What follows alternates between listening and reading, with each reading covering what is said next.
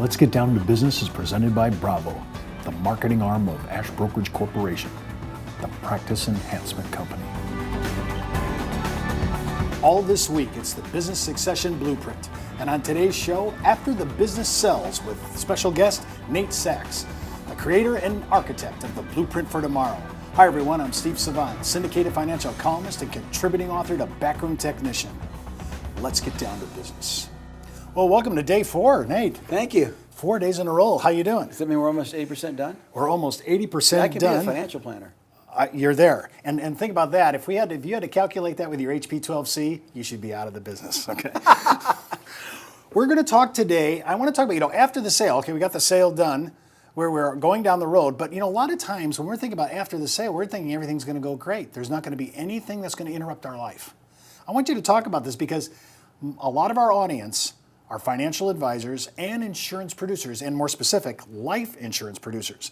When we talk about premature death, we've all heard the good reasoning, the logic. I'm almost a Vulcan in the way I explain it. However, you have taken this to a completely different realm, and Absolutely. Your definition is like a whole new dictionary. Talk about when you mean premature death.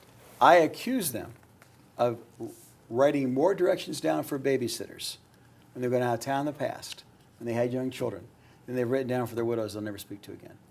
What's not said, what's not documented, what T's aren't crossed, what I's aren't dotted. Obviously, Steve, the buy-sell agreements, the trusts, the wills. But I'm talking about things like who's going to do what, when, where, and why. Where's the key to the building? What's the combination? What is the passwords to computers? Who are the advisory team that the widow can turn to? Should the business be sold, liquidated, or retained? And most importantly, who's going to stay and help her do that? Mm-hmm. How to lock in the people so they don't bail when the owner dies. Mm-hmm. Things that we don't think about. And by the way, there is a product sale there. Sure, life insurance is the answer. But the whole success, I believe, to the Blueprints for Tomorrow program is we don't discuss product. Mm-hmm.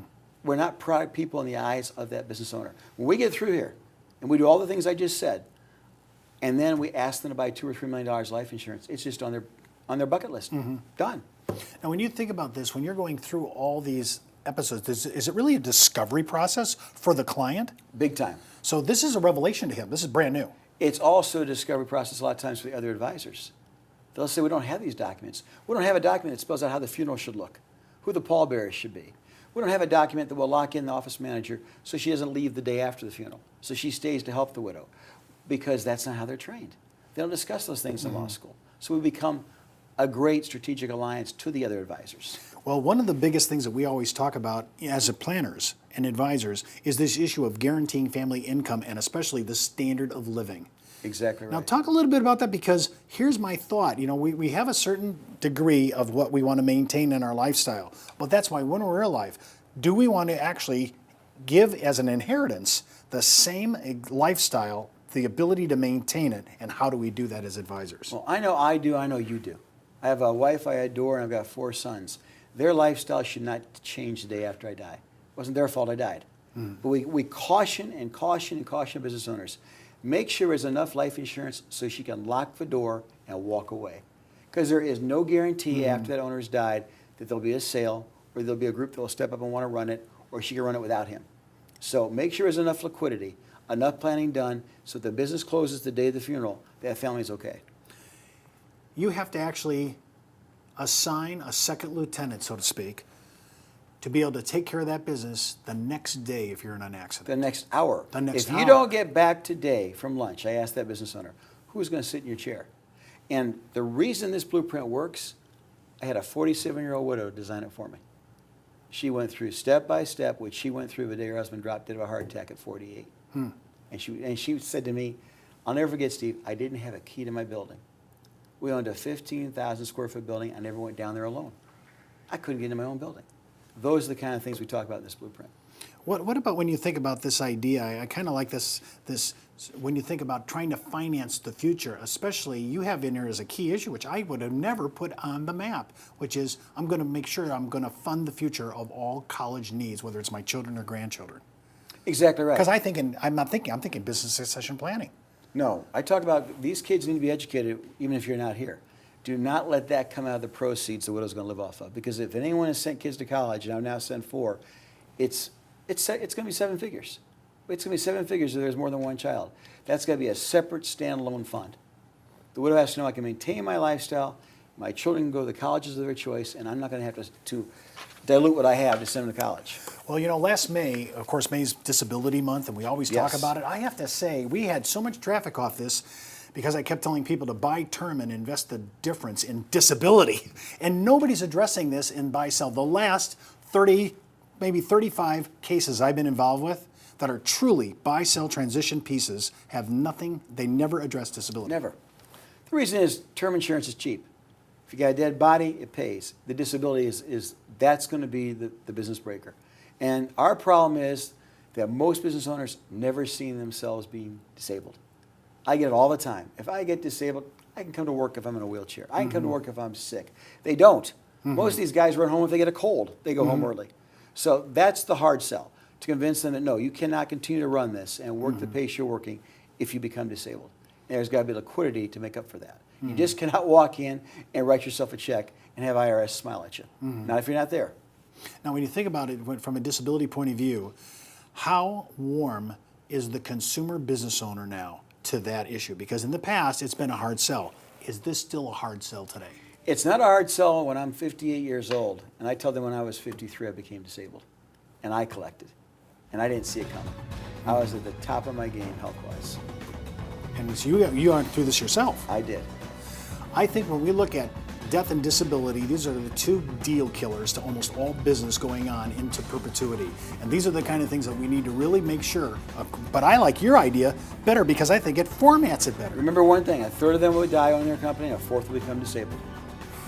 When we come back from the break, we're going to talk about accumulating wealth to maintain or exceed the level of our lifestyle after the sale and learn how to protect a little bit of your assets. And don't forget to request our business valuation and succession documents as sample examples from Backroom Technician at ashbrokerage.com.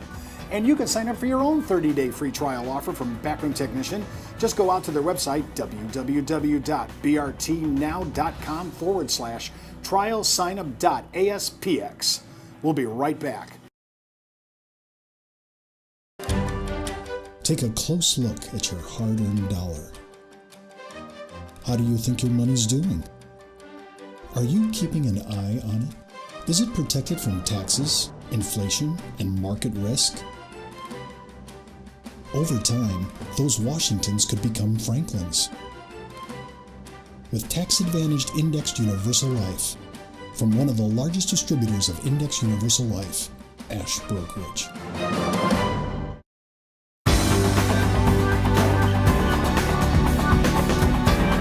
Well, welcome back. I'm Steve Savant with Nate Sachs, and remember, you can visit Nate's website at www.bftadvisors.com. And if you're thinking about selling your own practice, take Nate's survey at www.blueprintsfortomorrow.com/sellability score. And just a heads up, before moving forward with any of the ideas you hear on the show, always consult your tax advisor or your legal counsel, as well as your broker-dealer compliance officer. Well, let's get down to business. We talk about wealth accumulation and asset protection. I've heard that word a billion times in the last 30 years, okay? And I keep thinking, I have the definitions down, I have this stuff down, I'm learning a foreign language just to break up the monotony, okay? But you've really reframed this whole idea. And I don't know, I'm trying to figure out, how did you come to this new way of thinking about wealth management? It's not just wealth management, it's wealth protection. There are an estimated 15 million lawsuits filed against business owners, Steve, in any given year. If they don't protect their assets, they're not going to have anything left. We're in a very litigious society right now, so we've got to convey that. And again, they don't think like business owners. Our sweet spot is the person that owns a business, but that does not necessarily run it as a business. So this is all foreign to him. When you walk in and you start to introduce the idea of wealth accumulation and wealth protection, what is the first building block you want to bring to a business owner so that he can understand the importance of it? Let's protect what you already accumulated, then let's accumulate more, and then we'll protect them more. And when you mean protection, is it not just from lawsuits? It's wills, trust, LLCs, family limited partnerships. It's meeting with the right advisor. It's things as simple as, do you have intellectual property insurance? You look at me like, excuse me? You've got a trademark. You've got copyrighted material. Have you protected it? If someone takes it, is that insured? Things they don't even think about, we bring to their attention.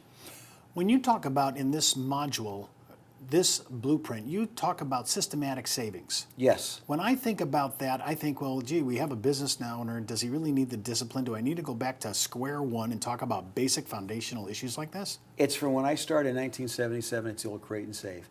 Pay yourself first. Put money in an index universal life or a variable universal life or an annuity where not only is it going to accumulate in a tax advantage fashion, but in a lot of states, it is going to be protected from creditors.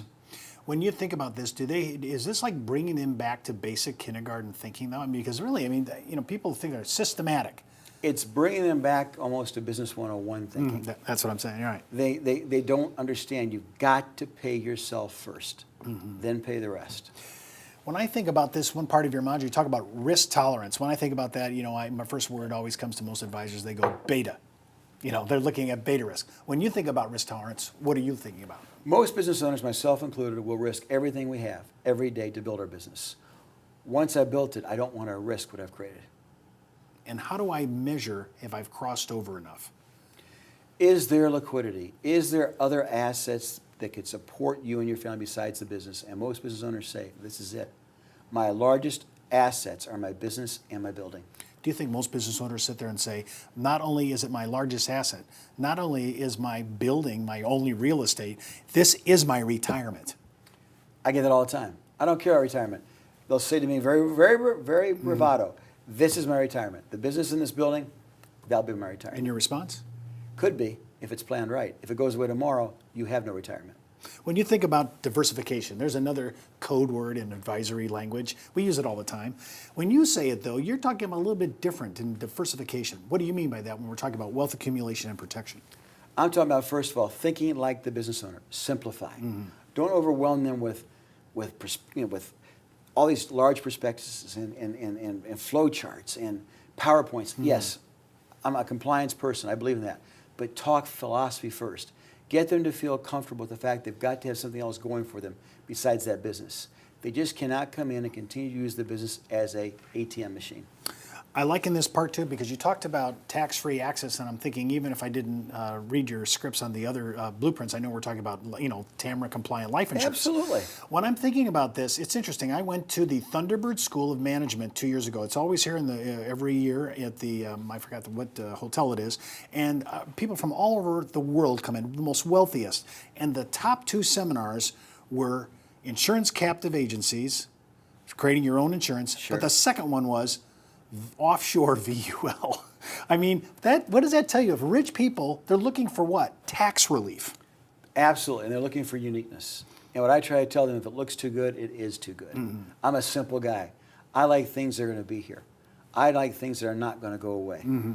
When I think about the other part is I'm thinking, I don't like the intrusion as any other American, especially after all the things going on with the IRS now, but I don't like the intrusion of the IRS, and I don't like ERISA. When we talk about wealth accumulation and protection, we really don't have to talk so much about ERISA. We still have to salute the flag with the IRS. Yes, we do.